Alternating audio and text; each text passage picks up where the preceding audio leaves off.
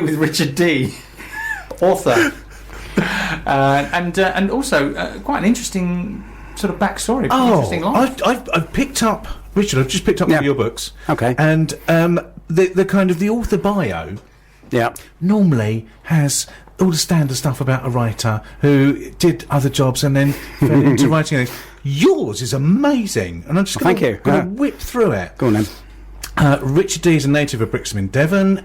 He left Devon in his teens and travelled the world in the Merchant Navy, qualifying as a Master Mariner in 1986. Coming ashore to be with his growing family, he floated with various jobs including dockmaster, marine insurance surveyor and port control officer, finally becoming Thames pilot over 20 years ago, regularly taking vessels of all sizes through the Thames Barrier and upriver as far as London Bridge. He returned to live in Brixham, where he's taken up food writing and blogging. He retired from pilotage only in 2015. Yeah, that's right, yeah. So all these massive, great big ships, all these that come in, the liners, everything, come down. You're the guy that gets on board, so move out the way, get the captain over there. I'm in charge. I'm in charge, I'm taking over. Well, that sort of thing, yeah, roughly. That must have been amazing. It was good. It was very enjoyable, yeah. And I want to say it was really exciting, but you say no, if it was exciting, it was all going wrong. Yeah, it tried to keep it as calm as possible. Yeah. At least on the surface. So, was it during those times that you thought, what I'll do is I'll think about stories? I always had a few ideas in the back of my head, sort of based on books I'd read and ideas that come from that, you know? Yeah. So, in the end, I thought, well, let's, rather than just thinking about it, let's write a few down and see what happens. Did you only start writing once you left? Properly, so yeah. In 2013 my first book came out, so I was still working part-time then. I hadn't left completely, but I had a lot more time off, time on my hands, and it was a good way to pass a few days. What made you write the first one? The first one was Ribbon World? The first one was called Freefall. Oh, Freefall, okay. Yeah, Ribbon World was the second one. The first one was, it started life as a short story about a farm in the future. And then I had an idea for another short story about just a trader, someone that just wandered around planet to planet, buying and selling. And so these are sci-fi? Yeah, these are sci-fi, yeah. And I sort of put the two together, really, and then we had a trader who arrived on the farm and found something he perhaps shouldn't have, and a story sort of developed from that. Wow. Were you not tempted to do the kind of Clive Cussler on the river No, I think. Or did you? I've had enough of that. I'm going to get out and have a farm. Well, I think a lot of people, have done that sort of thing. Clive Cussler. There was a fellow called Brian Callison years ago, who wrote a lot of seafaring-based stuff. Douglas Reeman, people like that. Yeah. So I wanted to do something different. Sci-fi is hard to write now because you're creating the world. Literally, you're creating everything. Yeah. There's no kind of basis. Well, if you write kind of anything that's not sci-fi. People know that if you're talking about a school, they know what a school is. Yeah. But in a sci-fi situation, you're painting everything. You're making everything. Initially, I thought, right, sci-fi, because you don't have to do any research, because you can't research the future. Yeah, but everybody has seen Star Trek and Star Wars, and everyone knows about sci-fi. The sort of the basic 3D framework of sci-fi is already established. We all understand that in sci-fi ships can travel faster than light speed. We don't necessarily agree on the method they do it by, but as long as the writer sort of establishes the method they do it by and then sort of treats it as though it's a everyday thing. It's got to be all believable, isn't it? Yeah. It's got to. When someone's got a particular piece of technology, the writer just simply says once he picks up his communications device and flicks a switch, or he talks to it, and it whatever you quickly establish how it works. And then you go, oh, that's how it works in this world. And then you don't think any more of it. Unless you're really geeky about it and you go, oh, no, this method of faster than light travel has been proven to be a ridiculous thing, even in theory. But nobody does. I mean, everyone understands the concept of hyperspace. They just go, oh, hyperspace, yeah, that's when you have to get from one world to another in a reasonable amount of time, because otherwise you would have a whole lifetime travelling from one planet to the next and nothing could happen. Yeah, you're right. You are right. The trick is to try and make your way of doing it sound as interesting as everyone else's, really. Yeah. So when I invented my version of Fast and Light Travel, I've written a short story about how it was invented. Okay. And there's a fella who invented it, and basically that was how he did it. And that's in Flash Fiction. Yeah. It's called The Tale of Christopher Paget, if anyone wants to actually go and have a look. And that's just my take on it. And it works as far as I'm concerned. It starts off with something that's true. and just expands on it. Yeah. Wow. I'm a little bit worried though about people travelling at 95% the speed of light, because I think you're going to be getting very old very quickly at that rate, aren't you? Well, that depends on how you work the world out, I guess. In my world, they're okay. Yeah. They have to be, don't they? Otherwise, it doesn't work. But the crucial thing about sci-fi is it's in many senses, most sci-fi, it has a parallel with worlds that we understand. So it might be that it's a parallel with, say, the Roman Empire, or it's a parallel with present day, or it's a parallel with some fantasy story. But it's always, based on something. Not always, but more often than not, based on some other story that we kind of know. So we're sort of, we're forewarned about what's going to be happening in the story. Star Wars was, as far as I'm aware, loosely based on an old sort of spaghetti or Japanese Western or something like that, or it was some sort of, not Japanese Western, but it was based on some sort of a Western that was then based on a Japanese film. Yeah, that's right. Yeah. And these stories, they go round and they go round again, and all you're doing is you're kind of putting them in a different setting, putting your own take on it, and sometimes I think I know I write, and I think after I've written it, I think, oh, that's kind of this story. Because there are only 7 stories, aren't there? That's right, there are, yeah. So from the Greek, yeah. You've got to write one of those stories, but then your little take on it, your way of presenting it, is a bit like when someone sings a song, a different person sings a song, and you go, oh, that's a different person singing the song. If Elkie Brooks sings Lilac Wine, you don't get confused and think it's Chris Rea. Wow, how did I get there? Sorry. Yeah, I think that if you work on the theory that eventually mankind will go into space, and eventually we probably will travel faster than light, and when we go, we're going to take everything with us that we've already got. Yeah. So we're going to take all our emotions, we're going to take fear and hatred and envy and all the other old baggage that we've got, and it's all going to go with us, and basically the same thing's going to happen, but just out there. It was I think it was Star Trek 4, where someone said to Captain Kirk, are you from outer space? And he said, no, I'm from Iowa, I just work in outer space. Yeah. And that really says it all. It's the same, it's going to be the same, but the settings are going to be different.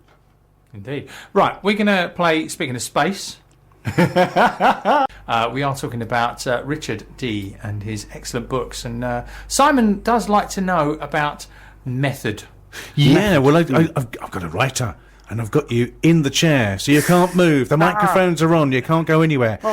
And I'm always fascinated by the process that authors use to come up with their ideas and to write. And you've got a really interesting one. Yeah, I don't plot.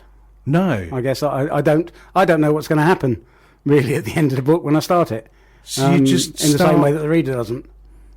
And you just start, you have no idea where it's going. No. You know the opening line. Yeah. And then it just goes from that, and we'll see what I just type, and we'll see what happens, really. I was just saying to you, Simon, that Ribbon World, my second book, started as an idea I had when I stayed in a rather dubious hotel in Portsmouth. And it was a sort of place where you could imagine opening the bathroom door and finding a body. And I sort of took that idea and put it into chapter 1, and then just sort of typed away to see what would happen. Because you were saying that it's almost like watching a film and you're typing what you're seeing. Yeah, very, very much. And that's really similar to Stephen King, who famously says that he gets the whole process dumped into his brain, the whole book dumped into his brain, and from that he will then sit and he'll watch it in his head and write it. Yeah, it's you're in good company. Oh yeah, I mean it's not quite the same for me, I don't think, because I don't get the whole lot. Yeah, I get it like as if you went to the cinema and watched a film that you'd never seen before. Yeah. So I watch it and I type what I see, and I can slow it down and I can pause it, but I can't fast forward. So I don't. Do you eat a lot of cheese at night? I do like cheese. Yeah. Can you tell? Yeah. So I don't know the ending as much as someone that's reading it doesn't know the ending until I actually get there. I mean, the one I've just finished, which will be out in June, is a murder mystery whodunit, and I didn't know who'd done it until they owned up at the end. Wow. Yeah. That's really clever. Well, It must be an interesting way of writing, because you've not got the outline. You're working your way through it to the end. Were you surprised when you got to the end of the whodunit? Yeah, I was, because there were 2 or 3 people that I thought. Are you sure you did it? Yeah, really. I had 2 or 3 suspects, and it could have been either one of them, really. But in the end, it was one, and paid the price for it. Spoilers. Yeah. Shh, forget that. But if you want to know who it was, you'll have to read the book. It'll be out in June. Excellent. What's that called? It's called Andorra Pet and the Haute Cloud Cafe. Wow, you got some fantastic names Yeah. for your books. Ribbon World obviously is great. Myra. Oh. Tell me about Myra, because Okay. Myra's just come out. Myra just. I've started has just come reading out. Myra. It's good. It's good so far. Yeah. wow. Yeah. I'm trying to work out what's there's something fishy about Myra. I suspect. I don't know. Maybe I'm being misled by the cover. Ah, well. I'm getting the sensation An that Myra's amazing cover, by the way. it's a fantastic cover. Yeah, I'd buy really the good. book just for the cover. Yeah. I really would, just to keep, just to have the cover on the shelf. Yeah. Just put it up there. Go look at that. Have you got posters of the cover? I've got an A1 size poster of the cover. Which, I think people yeah. would probably buy posters of that cover. Yeah. It's a great cover. As someone I met, an exhibition of their work in South Devon, and I looked at it and thought, that's the person to do the cover. And I actually got in touch with them and said, look, have you ever done a book cover before? And they said, no. Well, would you like to? And they said, yeah. The picture does it hints towards the idea that Myra is not entirely human. Ah, well, you'll have to read it and find out. I'm saying nothing. I haven't got that bit yet. Okay, you'll get it at the end. Myra is actually the prequel to Freefall, which was my first novel. Yeah. And was written to explain a throwaway remark that I made on page 12 of Freefall. And people said to me, what does that mean? And I just put it in there just for something to say, really. And people asked me the deep meaning of it all. And rather than keep telling people and maybe saying a different thing every time, I thought I'd write a book. And Myra's story deserves to be told. Fair and enough. there it is. Brilliant. Should we have Linkin? Well, we're talking about Myra because Myra's got its official launch in Crediton. That's right, I'm crediting on Wednesday. On Wednesday. Yeah, in the East Town Cafe from 10 o'clock. There you go. So if you fancy Brilliant. a little trek down to Crediton, lovely place. Yep. Love to see you. There'll be some freebies and maybe a reading and all sorts of other bits and pieces going on. That'd be great. Because when you first came in, you were saying that you do the promotional events. Yeah. And when you go, rather than give out business cards or give out leaflets, you give out short stories. That's right, yeah. Which I think is a fantastic idea. Yeah, well, I've got plenty of... my research often sparks off the idea for a short story. Yeah.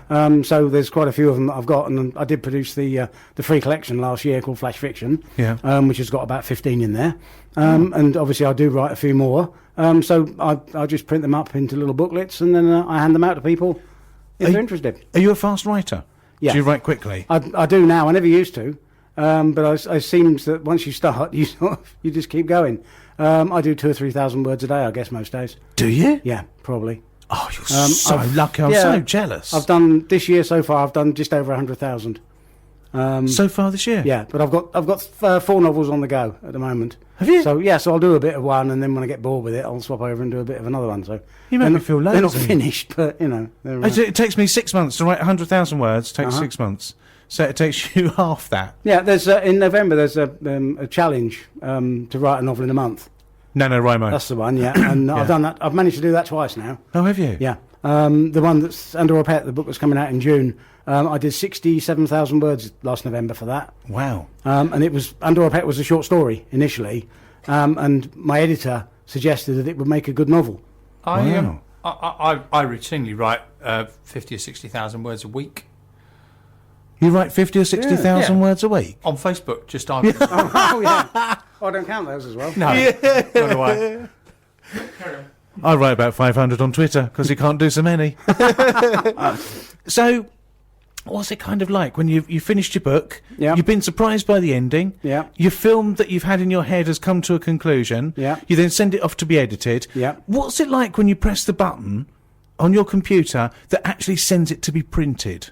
Oh, Is that a relief? Yeah, Or it is that is. kind of, oh no. in a way, it is. By that time, I'll have read it sort of 20 or 30 times, I Yeah. suppose. Just with the editing process and rewriting bits that my editor suggests, and just generally making sure that it's as good as I can make it. So by that time, I'm almost fed up with it, to be honest. Yeah. And I'm certainly happy to let someone else have a look by that point. Is that why you write so many at the same time? So you've always got something else on the go? I think so, yeah, because, again, with the idea of having the film in your head, Yeah. very often it'll sort of peter to a halt and you'll get, well, say writer's block, I suppose. But when that happens, I tend to just swap over and just see if someone else can give me some ideas. So I'll go back to something else that I'm writing.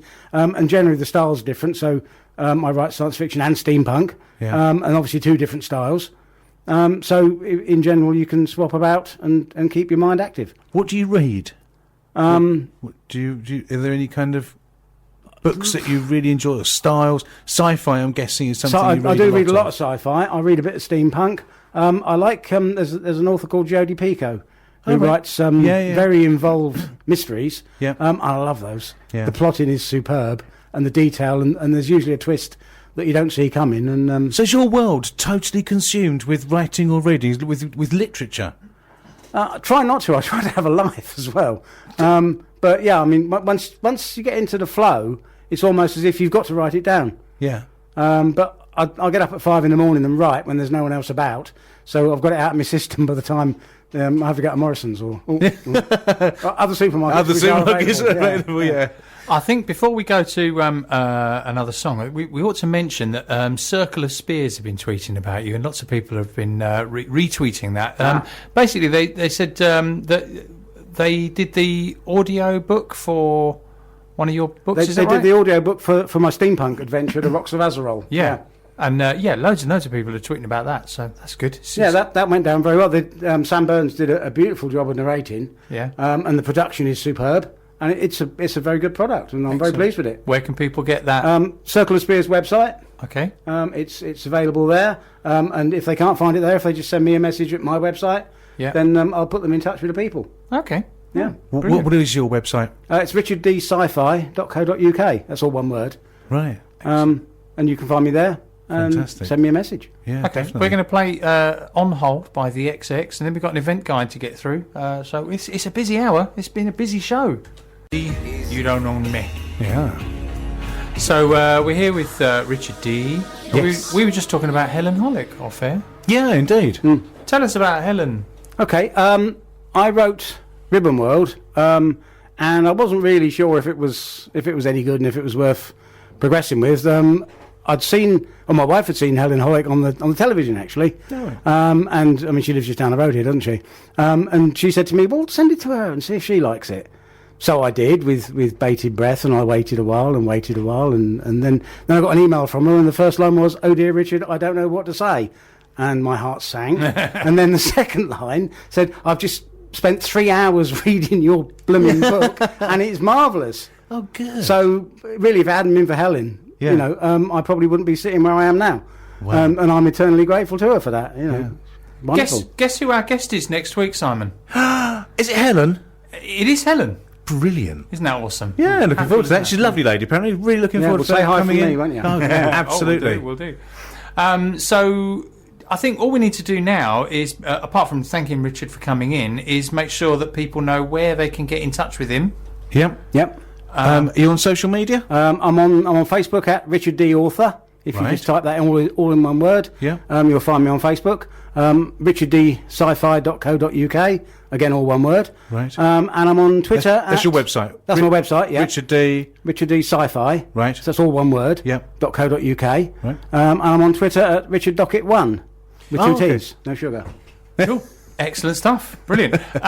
So thank you so much for coming in. Really enjoyed it. It's been great. I'm ploughing my way through Myra and loving Good. it. And I've got Rocks of Azerol on my Kindle, awaiting my attention. But I probably won't read it for a while because I've got a load of other books, big pile of books I was supposed to read. Okay. I promised people I'll read and review and stuff, but I will be doing a review for you. Well, that'd be fantastic. I look forward to reading that. Anytime you read, especially an independent author's book, and traditional publishing, and traditional, but especially not the really famous ones, not the J.K. Rowlings and the George R.R. Martins, because they've got thousands of reviews. But if you read a book and you notice on Amazon they've got 6 reviews, give them a review.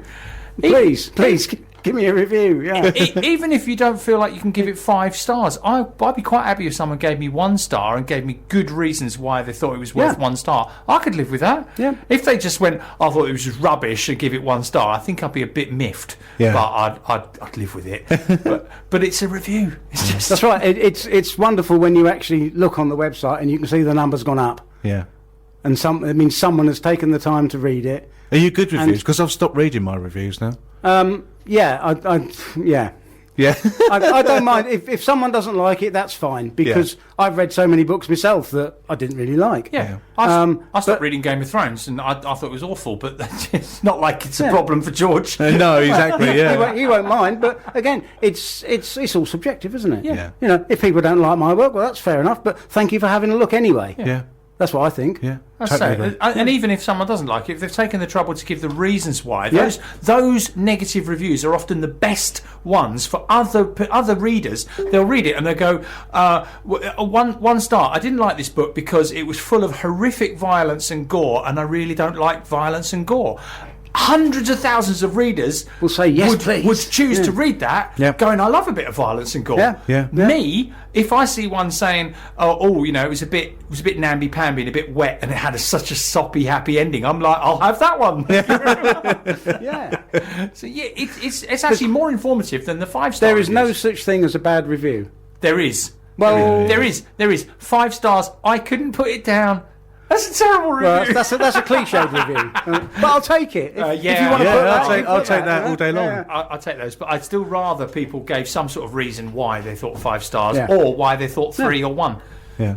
And even if my best friend wants to review my book and they really hate it, tell me. Tell the world why you hate it in detail. I'll be happy. Yeah, I'll go along with that all the time. Yeah, that's right. Hasn't happened yet. Don't encourage people to give you bad reviews. I'm not scared. 5-star are always scared. better, though.